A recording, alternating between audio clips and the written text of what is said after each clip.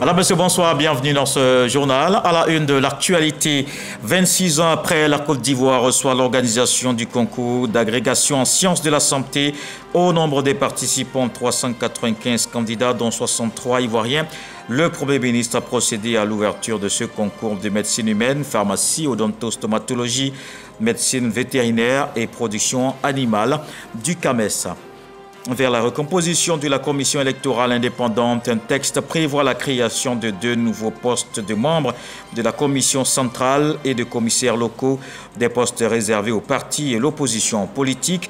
Le projet de loi adopté en commission à l'Assemblée nationale. La lutte contre la fraude douanière s'intensifie. Un coup de filet des soldats de l'économie permet de mettre la main sur plus de 2600 cartons de faux médicaments au port d'Abidjan. Ce sont des produits de qualité inférieure et falsifiés. Une prise qui en dit long sur la détermination de la régie financière à protéger l'économie et la santé des populations. Et puis la conférence de l'ONU sur le climat s'est ouverte ce dimanche à Sharm el-Sheikh en Égypte. La question financière sera au cœur des discussions. Les chefs d'État et de gouvernement vont évoquer l'enveloppe que le Nord a promis au Sud pour l'aider à s'adapter aux impacts du changement climatique. Abidjan accueille à compter de ce lundi le 21e concours d'agrégation en sciences humaines. 395 candidats, dont 63 Ivoiriens, participent à cette compétition en médecine humaine, pharmacie, odontostomatologie, médecine vétérinaire et production animale. Le Premier ministre Patrick Achi a procédé à l'ouverture de ce concours. Alexis Ouedraogo. 395 candidats en provenance de 13 pays prennent part au 21e concours d'agrégation des sciences de la santé du CAMES à compter de ce lundi à Abidjan. Organisé tous les 2 ans en année paire, le concours promeut l'excellence et le leadership de l'enseignement supérieur et de la recherche scientifique. Je peux affirmer, sans risque de me tromper, que l'évaluation des candidats se fera, comme d'ailleurs cela s'est toujours fait, dans le respect des règles de transparence et d'objectivité. Face à 171 membres du jury, 9 jours durant, les candidats des filières chirurgie et spécialité chirurgicale, médecine et spécialité médicale, sciences fondamentales et mixtes, pharmacie, odontostomatologie seront en lice. Les épreuves que vous allez subir après plusieurs sessions de préparation organisées dans nos universités respectives vous permettront de vous surpasser. Je vous invite donc à faire preuve d'organisation, d'intelligence, d'endurance et de maîtrise de soi. Pour le ministre Adama Diawara, l'éducation reste le socle de tout développement, d'où l'important investissement de l'État ivoirien pour bâtir un capital humain de qualité. En vue d'élever substantiellement le niveau qualitatif de ses enseignants, chercheurs et chercheurs, le ministère de l'Enseignement supérieur et de la Recherche scientifique a élaboré et commencé à mettre en application plusieurs réformes, dont celle relative à l'organisation du concours de recrutement des assistants. Le concours d'agrégation en sciences de la santé, l'un des 9 programmes statutaires du CAMES, contribue indubitablement à l'élévation du niveau qualitatif de nos enseignants-chercheurs en sciences de la santé. En effet, grâce à ce concours, nous avons des maîtres de conférences agrégés qui, à leur tour, forment efficacement les médecins qui constituent les cadres supérieurs de la santé. Et justement, la Côte d'Ivoire est honorée avec une distinction, celle du chef du gouvernement élevé commandeur dans l'ordre international des palmes académiques, au terme d'un examen minutieux qui salue son engagement. Pour atteindre l'ambition que l'Afrique promet au monde, il n'y a qu'un seul vrai levier, l'excellence du capital humain. Et c'est ce capital stratégique que le CAMES contribue à créer. C'est elle dont le rôle est essentiel pour forger les compétences et les expertises à même d'agir pour la transformation de nos matières premières, d'agir pour le renforcement de l'industrialisation de nos États, d'agir pour la résilience de nos communautés au changement climatique, d'agir pour la gestion durable de nos ressources et pour la santé de nos populations. Permettez-moi donc, au nom de son Excellence, Monsieur le Président de la République, de vous souhaiter à vous toutes et tous qui faites partie des 396 candidats qui seront évalués durant cette semaine scientifique, permettez-moi de vous souhaiter bon courage, bon travail et bonne chance. Le Premier ministre n'a pas manqué de saluer la force de l'impact certain du CAMES dans la construction de l'Afrique nouvelle. Une séance de travail à l'Assemblée nationale et un projet pour modifier la loi sur la composition de la commission électorale indépendante. Le ministre Vagondo Diomandé annonce la création de 2 nouveaux postes de membres de la commission centrale et de commissaires locaux, des postes réservés aux partis et l'opposition politique. Ce réaménagement fait suite aux résolutions issues de la phase 5 du dialogue politique. Moussa Konaté. 24 voix pour, 0 voix contre, abstention, 13 voix. C'est le résultat du vote du projet de loi portant modification de la loi portant composition, organisation, attribution et fonctionnement de la commission électorale indépendante. Ce projet de loi vise à créer 2 nouveaux postes de membres de la commission centrale de la CEI par la modification de l'article 5, ainsi que de commissaires locaux à travers celle des articles 15, 16 et 17. Ces postes seront dévolus l'un à une personnalité proposée par le parti au pouvoir et l'autre à une autre désignée par l'opposition politique. Le projet de loi est adopté par la majorité des députés, membres de la Commission des affaires générales et institutionnelles. L'opposition s'est abstenue lors du vote du texte. Le président de la République a un représentant, alors que le président de la République lui-même est aussi membre d'un parti politique. Nous avons mis en évidence le fait que le ministre de l'administration du territoire est représenté dans la commission centrale. Nous avons noté la volonté du gouvernement de faire entrer le PPACI dans la nouvelle CEI.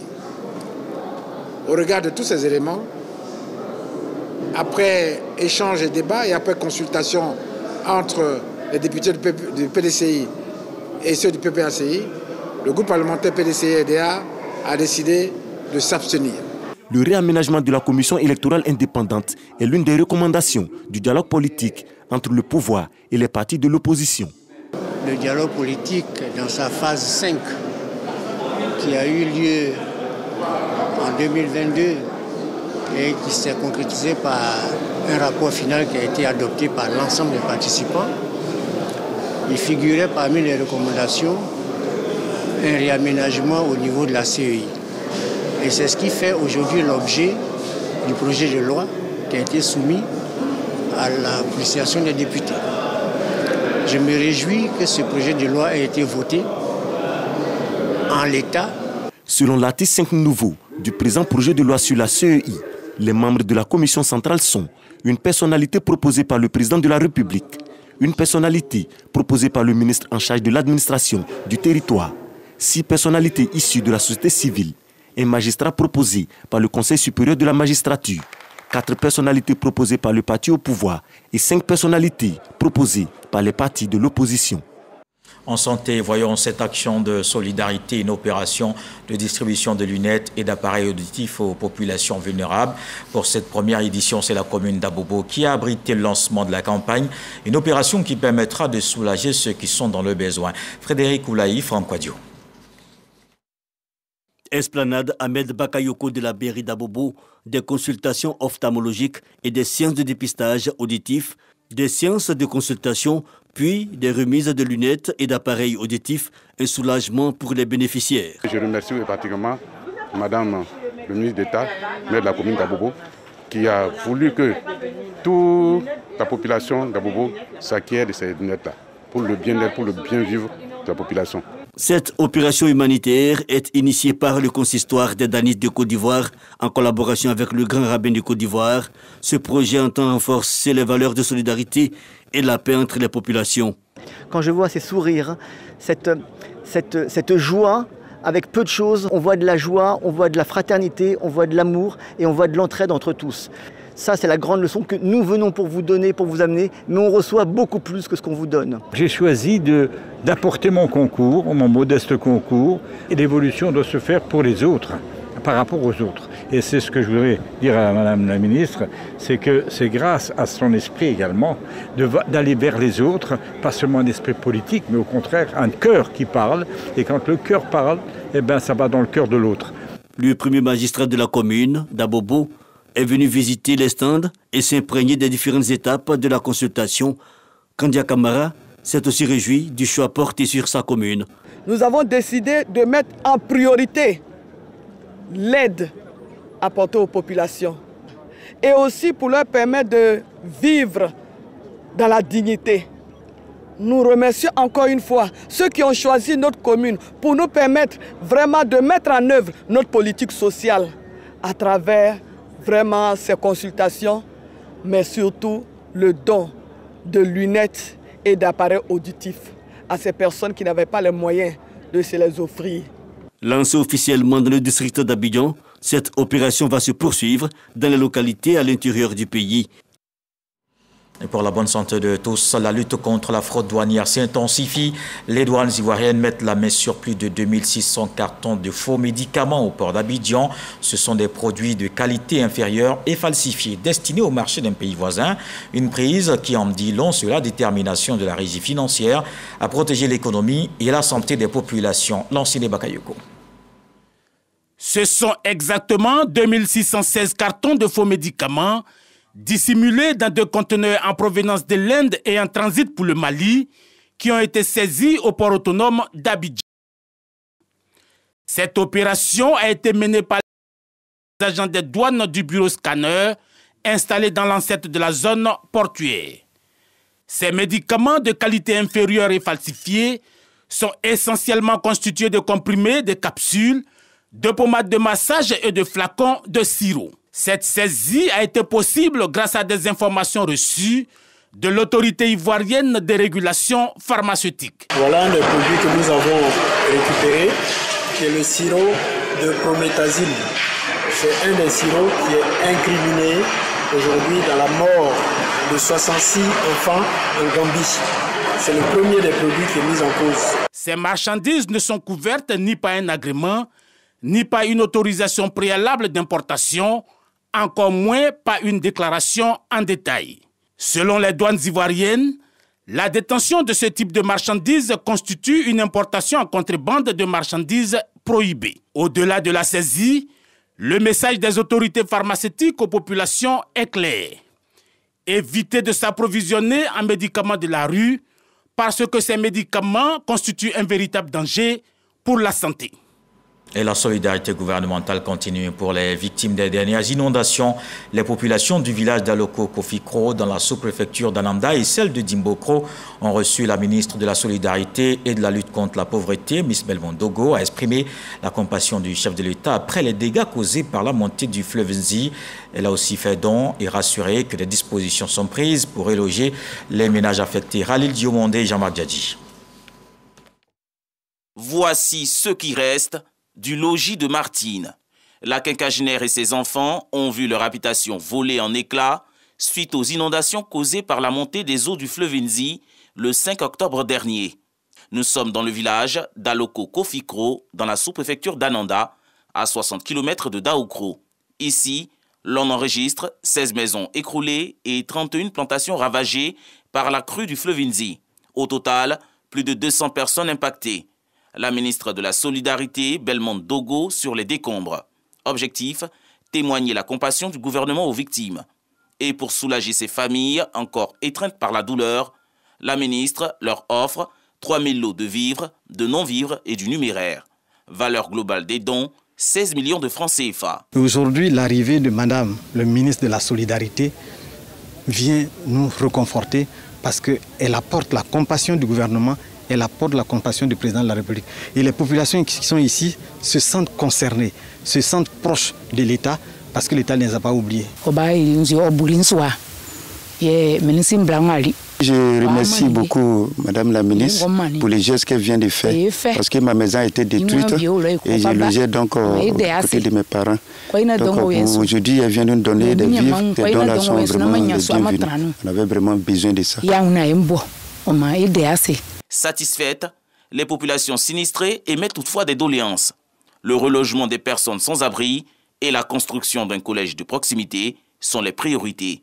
Concernant leur recasement, le ministère de la Solidarité met les bouchées doubles. Dès la semaine prochaine, ils recevront les 30 tonnes de ciment et les 300 feuilles de tôle. Pour leur permettre de se recaser, nous avons pris en compte toutes les doléances des parents. Ces doléances seront remontées au Premier ministre, qui, je reste convaincu, les remontera au président de la République pour que le collège d'Anada, comme ils l'ont dit, puisse continuer les travaux. Après Aloko Kofikro, cap sur Dimbokro. La Cité du Soleil radieux a également payé le lourd tribut de la montée des eaux du fleuve Inzi.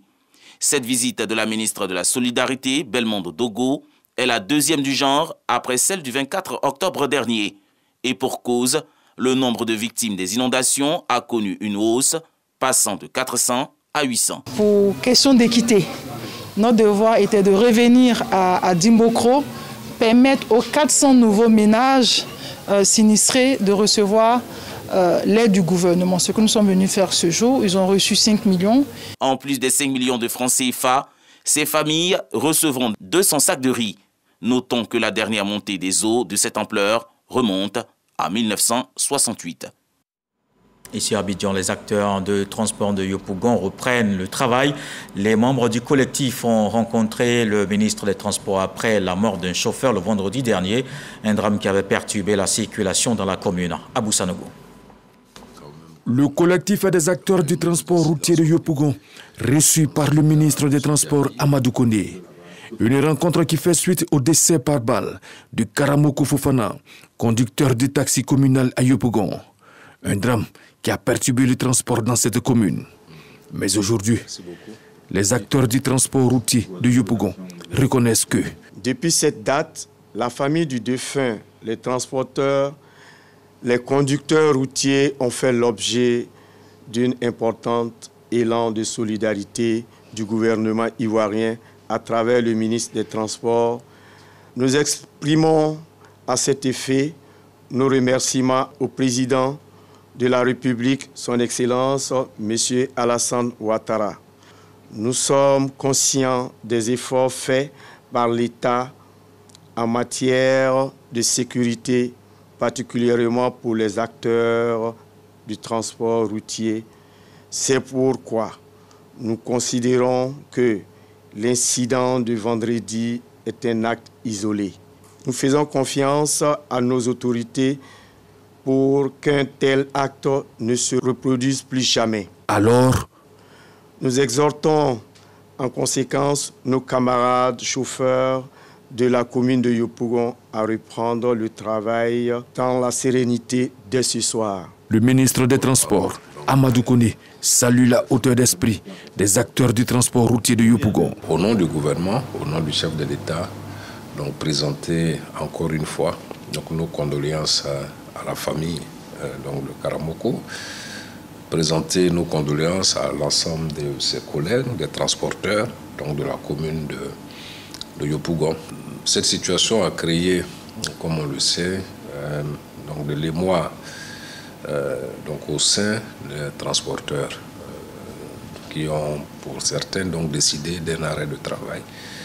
Et je les ai donc reçus. Je voudrais remercier et féliciter aussi tous les responsables qui sont là et du travail qui a été fait pour ne pas qu'il y ait de débordement et leur dire que c'est regrettable ce qui s'est passé et que donc toutes les dispositions sont prises pour que toute la lumière soit faite par rapport à cette situation, donc les rassurer par rapport à cela, mais également leur dire de reprendre le travail. Pour rappel, le vendredi 4 novembre dernier, aux environs de 18h30, un conducteur de taxi communal à Yopougon est décédé par balle. 17 Ivoiriens sont désormais opérationnels dans le domaine du BTP en Côte d'Ivoire. Ils viennent de bénéficier d'une formation de 3 semaines en France. Ils sont issus du programme de l'école de la deuxième chance, initié par le ministère de l'Enseignement technique. Hier dimanche, ils ont rencontré le ministre Kofi Nguessan. Issa Tionayo. L'école de la deuxième chance, initiée par le ministère de l'Enseignement technique, de la formation professionnelle et de l'apprentissage, est entrée dans sa phase active. 17 jeunes Ivoiriens viennent de bénéficier d'une formation de 3 semaines à Aigleton, en France, dans le domaine des BTP. Ces élèves, dans le cadre d'une restitution de leur séjour hexagonal, avec le ministre Kofi Nguessan, partagent leurs expériences. Nous avons tout appris, que ce soit sous la pluie, le froid à 1 degré, 2 degrés. On a testé tous les appareils et pour lui, c'était vraiment important de le faire parce qu'on lui a montré qu'on voulait vraiment apprendre. Il a mis l'accent sur les exercices, bosser chaque soir, revenir pour apprendre plus. Parce que si on revient au cours sans avoir bossé le soir, on va traîner sur ce qu'on a vu la veille. Donc l'objectif était d'aller de l'avant, mais tout en apprenant dans de bonnes conditions.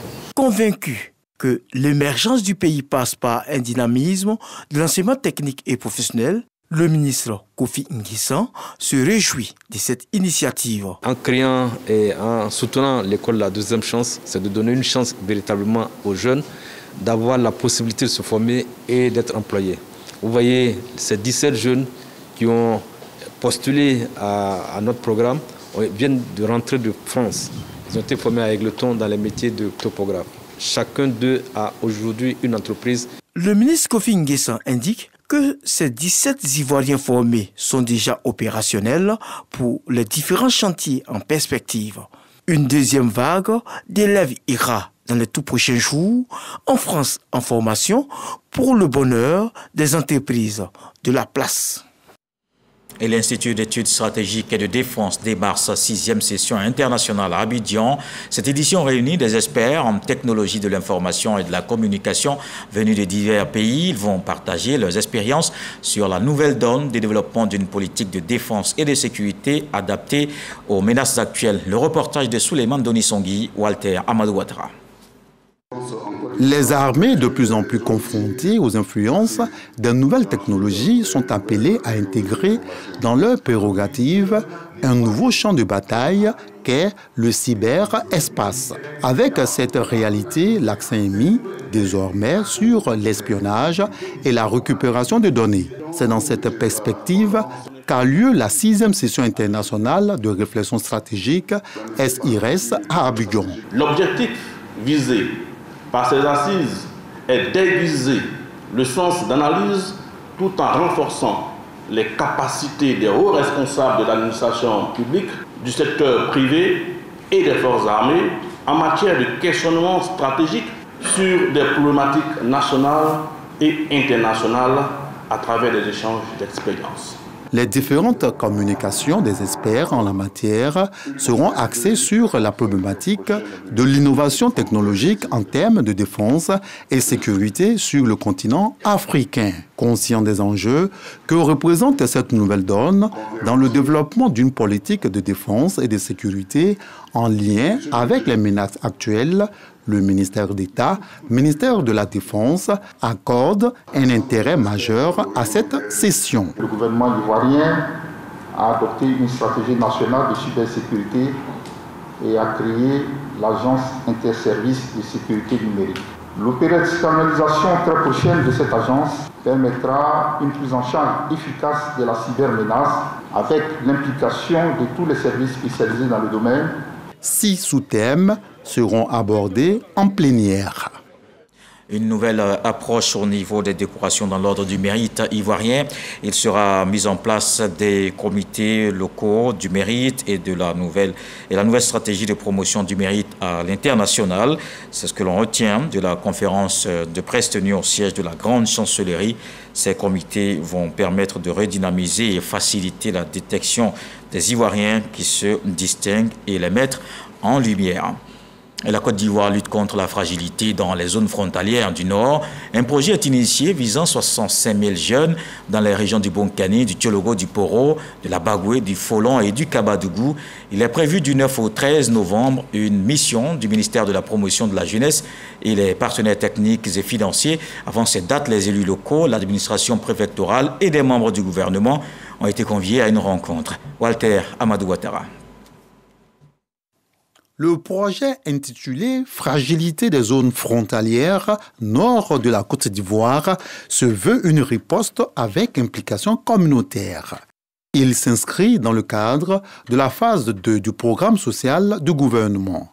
Jusqu'au 31 décembre 2024, plus de 65 000 jeunes bénéficieront d'activités génératrices de revenus. Je reconnais que ça nous a apporté quelque chose.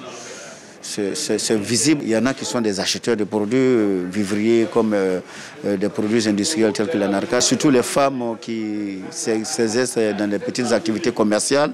Les élus locaux, le corps préfectoral et les ministres de 6 régions, à savoir Boukani, Tchologo, Poro, Bagoué, Folon et Kabadougou, des zones d'exécution du projet, saluent l'initiative. À la date de ce jeu, nous avons près de 85% de réalisation au niveau de la région du Kabadougou. C'est un très bon score et je m'en réjouis que les jeunes aient compris l'intérêt de s'engager sur ce projet-là. En gros, 3000 jeunes ont été pris en charge et je pense que ça va s'améliorer parce que désormais, le ministère, pour ce qui concerne le volet emploi jeunes, s'installe sur place pour renforcer son service auprès de nos jeunes qui sont dans une zone, on va dire, rouge. Pour la région du Folon, nous avons un taux d'exécution et d'implémentation de 51%. Ce taux que nous avons ici promis à améliorer. 11 mois après le lancement de ce programme à Tougbo, dans le Boukani, le ministre Mamadou Touré fait un point. Sur les 22 912 bénéficiaires attendus, dans l'ensemble de ces 6 régions, nous sommes à 16 785 bénéficiaires qui ont été sélectionnés et dont la prise en charge est en cours dans les différents dispositifs. Donc un taux de réalisation de 73%. Bien évidemment, il nous reste 27% donc, des jeunes à prendre en charge.